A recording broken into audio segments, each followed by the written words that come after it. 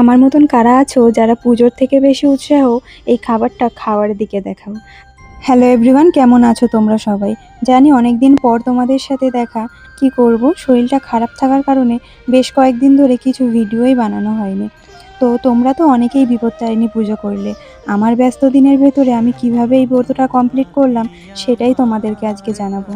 আগের দিন রাত্রেই ডিউটি থেকে বাড়ি ফেরার সময় আমি পুজোর সমস্ত জিনিস কিনে নিয়ে এসেছিলাম, যাতে সকালবেলা আমার কোনো অসুবিধা না হয়।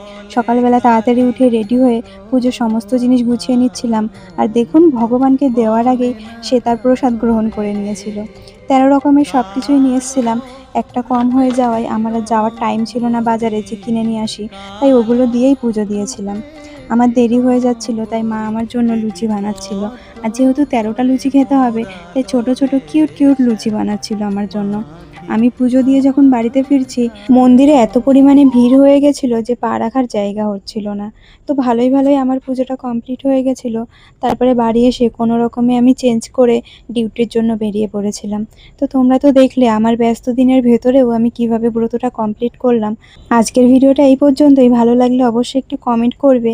আর কে কেমনভাবে পুজো করেছো, আর সবাই কি সত্যিই 13টা লুচি খেতে পেরেছো কিনা, অবশ্যই আমাকে কমেন্টে জানাবে।